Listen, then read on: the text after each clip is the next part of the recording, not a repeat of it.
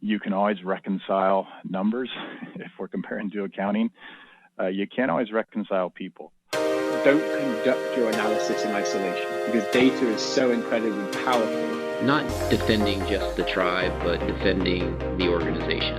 Those creative people that you really want to keep empowered, keep excited, keep motivated, keep thinking. A good experience pays dividends down the line.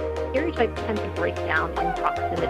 Welcome to We're Only Human, a podcast about human resources, business, technology, and the workplace. My name is Ben Eubanks, your host, and I'm so glad you're here.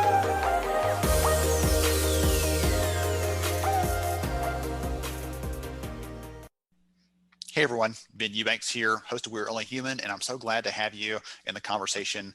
So I actually had a talk with someone recently. We're digging into the remote work conversations and things like that. And one of the things that came up was there are still a ton of people that don't have that option. People are having to go to the same workplace they always had to, or they're having to do the same type of work they've always had to. And so we dug into that a little bit because we sometimes lose sight of that part of the conversation. Today, I wanted to talk to someone that has a workforce that has likely seen disruptions, right? We all have, but that is still doing the same kind of work they always have. And so we're going to talk about the engagement, how to connect with those people, how to support them on that front, because guess what? Everybody isn't virtual these days. And so you can take some ideas if you're in the same industry, the same space, take some ideas from the conversation today.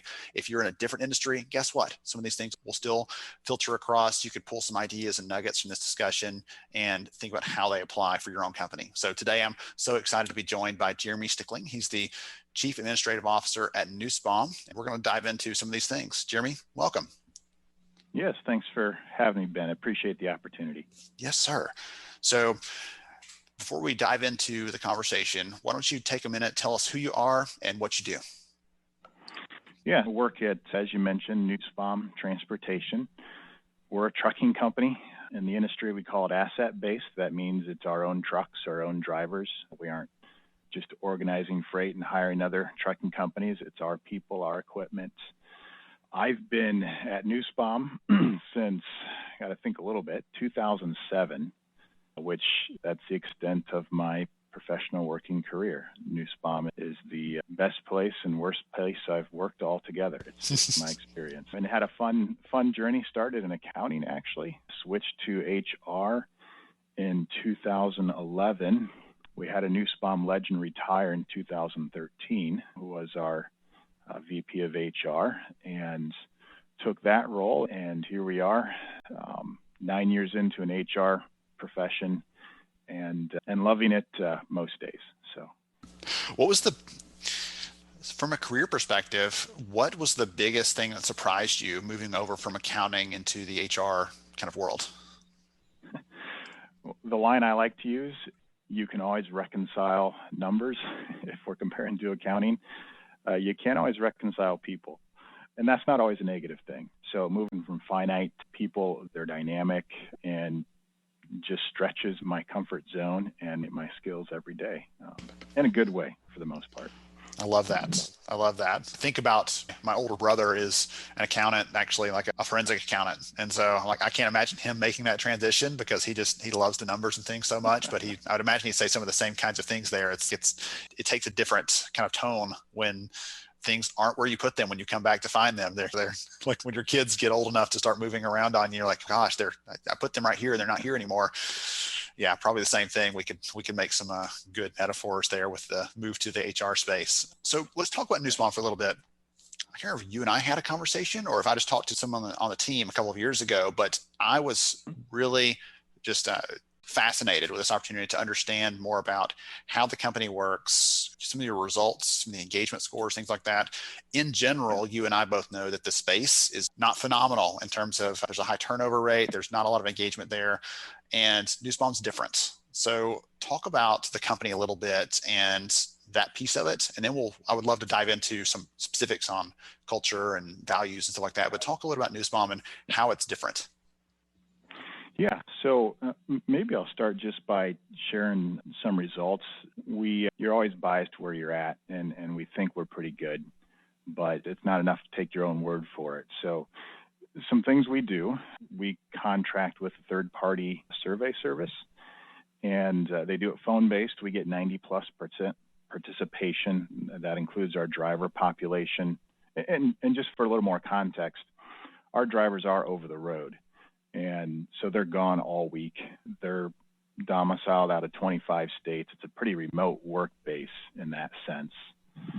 And so we get these surveys back, and the company that did it for us has been in this survey and engagement score industry for a long time.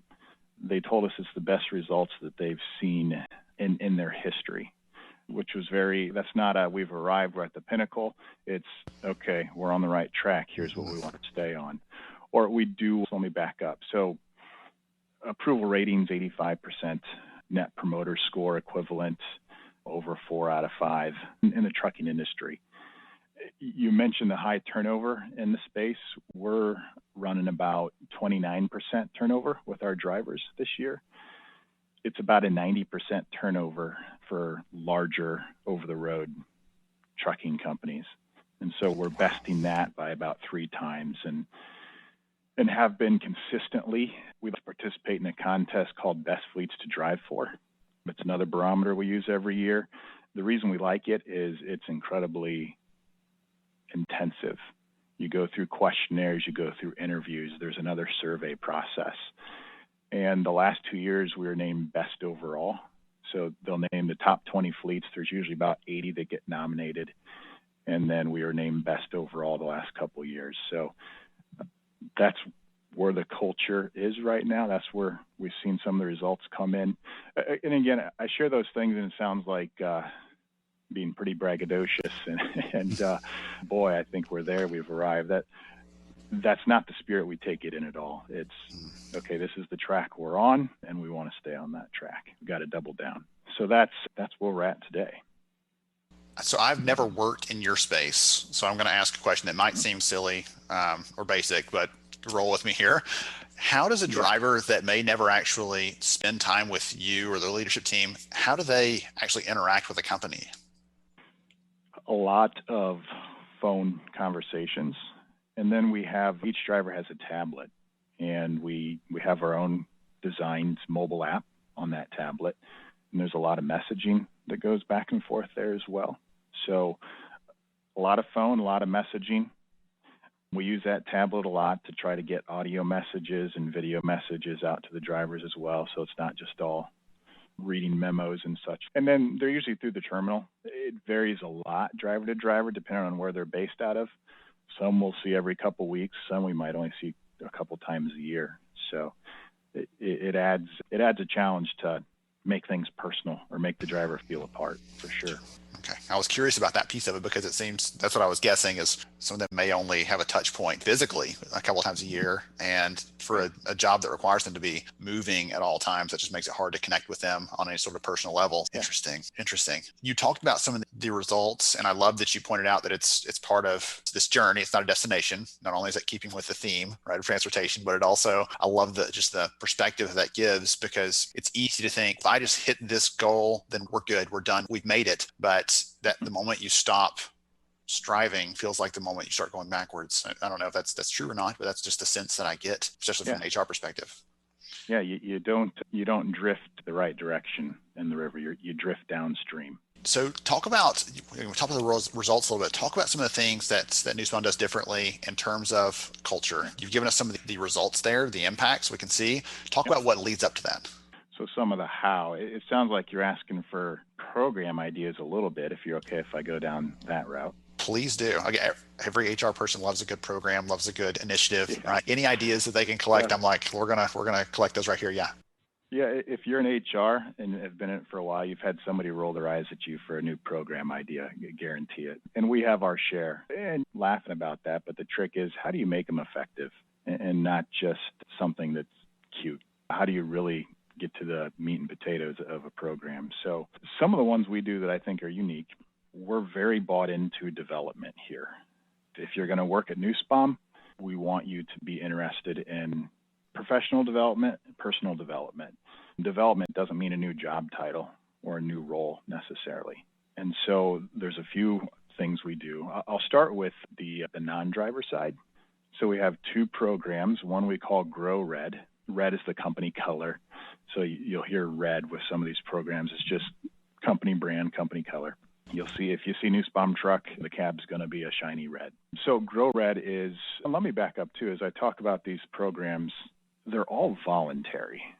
We don't force anything. We believe in the power of choice, especially when it comes to development.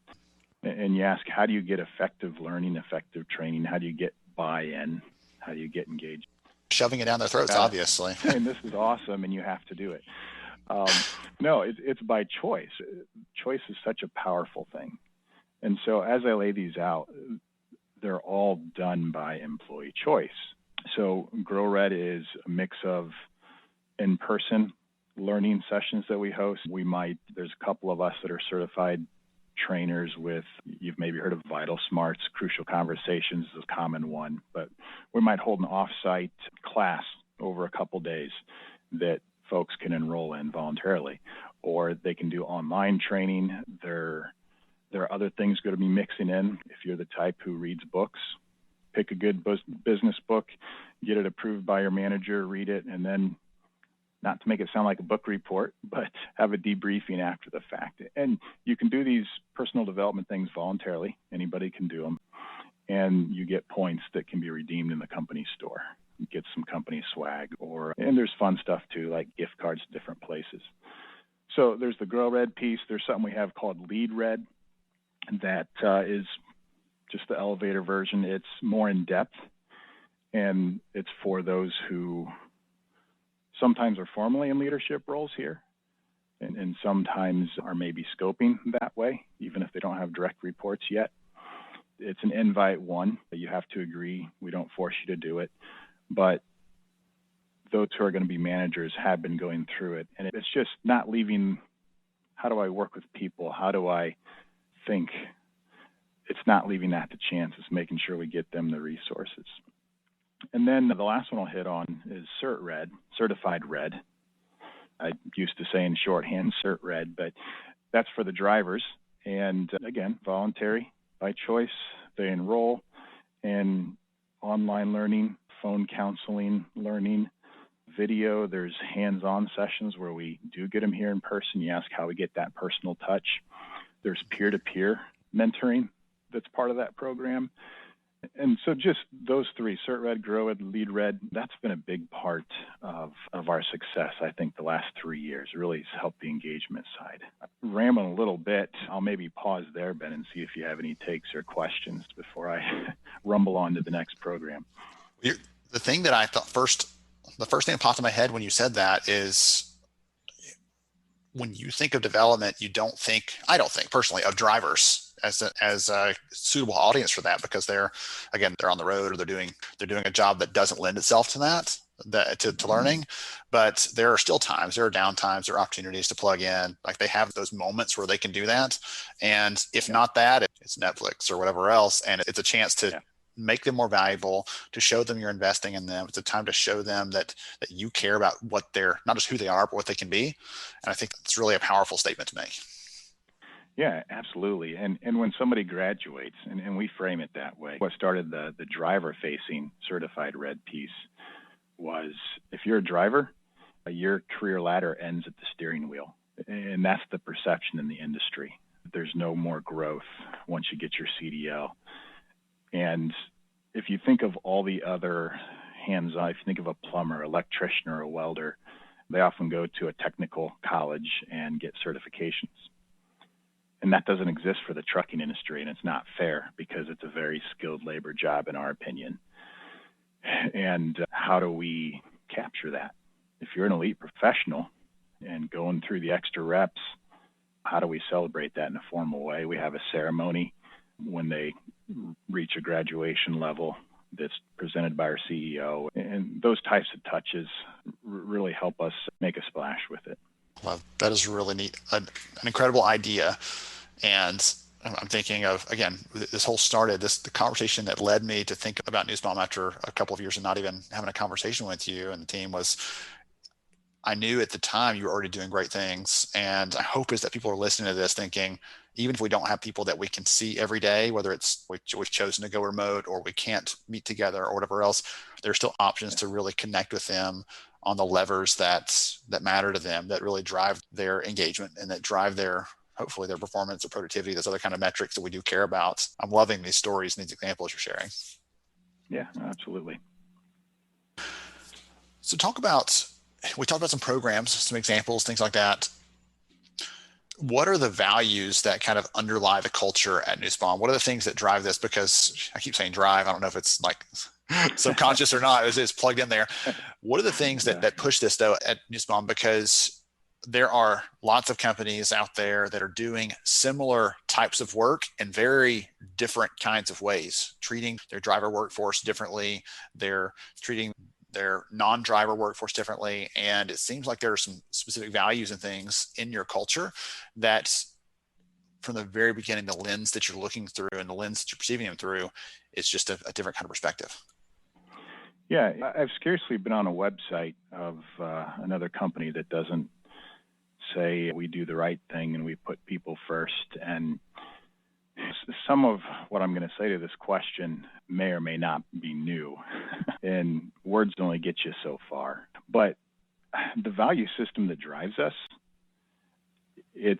I would call it a Christian-based company, and we aren't shy. There's some things that doesn't mean. I'll maybe run through that list first. It doesn't mean somebody has to have a certain worldview to work here at all. It doesn't mean that we're perfect. Christian-based doesn't mean that we don't disappoint people. It doesn't mean that we don't drop the ball. And sometimes when you say that, that's what comes to mind. And so when I say Christian-based, it's really the underlying framework for company values. It gives you a framework, a starting point. And so when you go through our core values, things like benevolence, character, honesty, integrity, excellence, it's all tying back to that framework. And the three things that jump out and grab me the most with this is it's a value base that the human has intrinsic value.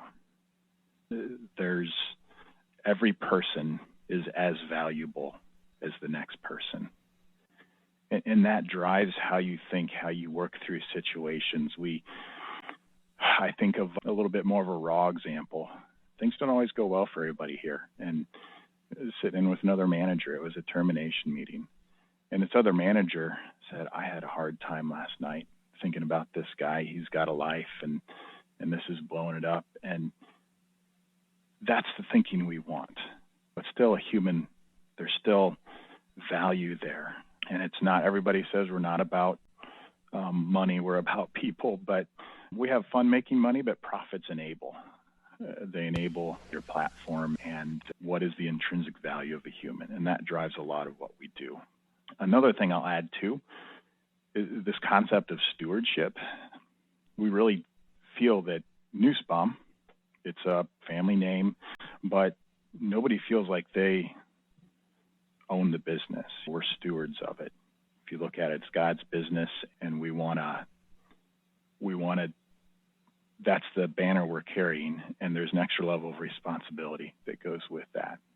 So the stewardship concept. And then the last piece, and this is what gets me out of bed in the morning.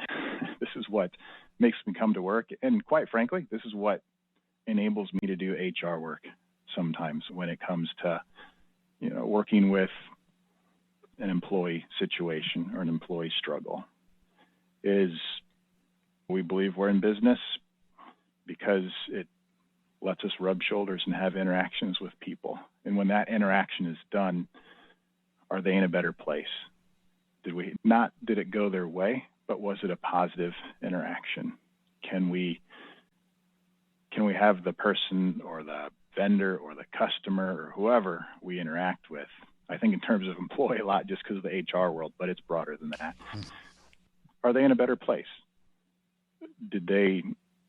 Was it a building block in their life? And Do we get that right every time, every life, every situation? Probably not. Is that what we aim for? Absolutely. And that's a broader purpose than profits. I wanted to point out there that one of the things you were very transparent about is these are values, these are ideals. In a perfect world, every one of those is going to come out in every situation. And yet we are imperfect people in an imperfect world. And so sometimes things don't work out like we want them to. Sometimes things break. Sometimes relationships get hurt. But I love the piece. I can't pick just one of them. Goodness, we're here to love people, take care of them, support them. And one way we're doing that is, through work or through our relationship with them as a vendor. We're supporting them and being kind to them, because guess what? Strangely enough, in some workplaces, that is an uncommon thing to just say, I'm going to be kind to someone else because I can and because I need to. So I love how the values pull through in that. And one of the things that I wanted to point out, one of the first things you said there, I wrote it down. You said words can only get you so far. Everybody wants to talk about values or culture in terms of these fluffy kind of concepts. And, we believe in integrity, or we believe in this. And yeah, Enron believed in integrity too. Okay. So that was one of their core values. It's about living it out. And that's what it gets down to is, are we living this out? Do our people see this in our leadership team? Are we making this a part of how we act and react and behave on a daily basis? And if so, then you're really putting those into practice. Otherwise, might as well just tack on a couple more words and leave it up in the lobby somewhere, because it doesn't matter to anyone. Yeah, absolutely. And ultimately, when my head hits the pillow at night, do I feel we did our best to treat somebody the right way? And again, my mind goes back to the harder situations. That's part of being an HR professional. When our head hits the pillow and we look back on it, I leave my hand extended. Did we do what we could? Were we fair? Were we transparent? And if we can check those boxes, not everything's going to go the right way. And sometimes you might miss and have to circle back. You know what? I missed that point. I dropped the ball here, and that impacted your life. And being willing to grapple with that, if you can, again, check those boxes, then my head can hit the pillow, and I sleep pretty good at night. Goodness. So I've got a ton of notes. I'm listing all these things out because there's so many good ideas and everything from you, Jeremy, today so far. Someone listening in has got some good ideas from you, has enjoyed this conversation. I know it, but any closing advice to reiterate a key point, something you haven't shared yet, it doesn't matter what it is, from casting a wide net, but any advice you might offer someone that says, hey, I'd love to be at 1/3 of our industry's turnover rate, or I'd love to have our employees actually responding to these things and wanting to share because they know that someone's listening and caring for me and believes that they can make this work environment better for me. Any advice you might share with someone listening into this that wants to have similar impact, similar results in their own organization? Yeah, and maybe talking from organizational decision level here first, and then I'll get to personal level.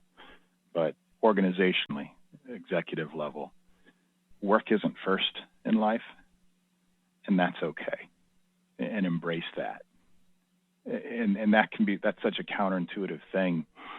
Executives are largely about numbers. They're looking at reports, and that's the world they think in. Work doesn't have to be the most important thing in somebody's life.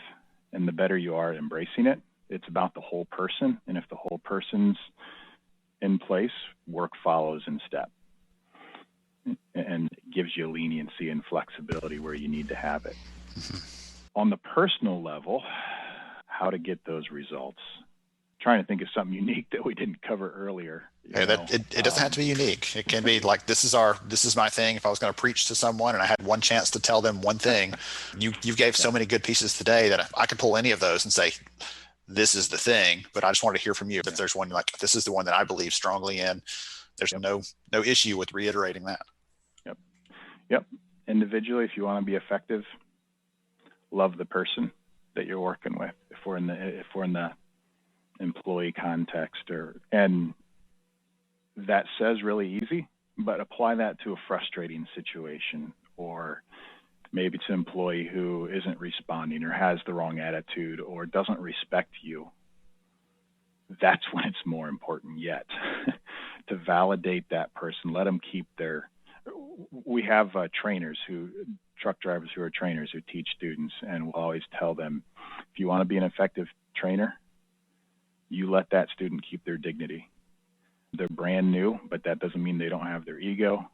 You're the experienced one. They should be asking you how everything goes. They're not going to do all that all the time. Let them keep their dignity, and you'll be more effective with what you want to get across. I feel like at some point this conversation went from like work lessons to life lessons, and I'm thankful for that. I'm thankful for that. I don't know if I am. I'm not qualified to pontificate on that kind of stuff. Well, you had said it earlier on that this is about thinking about the person, though, not just as you're a driver, so you're going to be behind that wheel, you're going to be sitting in that seat for the rest of your life. You're thinking about this vision for them. They have a vision for themselves that might not involve doing that for the rest of their life, and you're opening up that door for them to see that and perhaps understand what those other opportunities might be, or a way for them to advance and level up. So there's so many good ideas and insights in this conversation. Wow, goodness. Jeremy, thank you so much for saying yes when I randomly pinged you and asked you if you'd be willing to have a conversation. I have enjoyed this thoroughly. I know the audience has as well. I really appreciate it. I just want to say thank you. Yeah, thanks again for the opportunity. It's always enjoyable. Wonderful. To everybody else out there listening in, we'll catch you next time. We're Only Human. Stay tuned. Thank you so much for joining me on the show today. I'm honored to have you as a listener. If you enjoyed this episode, please take 10 seconds to rate it at iTunes, Stitcher, or wherever you listen to your podcast. Also, if you know a friend that could benefit from today's conversation, please pass it their way. After all, a rising tide lifts all ships. To see show notes, sponsor information, and our full show archives, visit onlyhumanshow.com.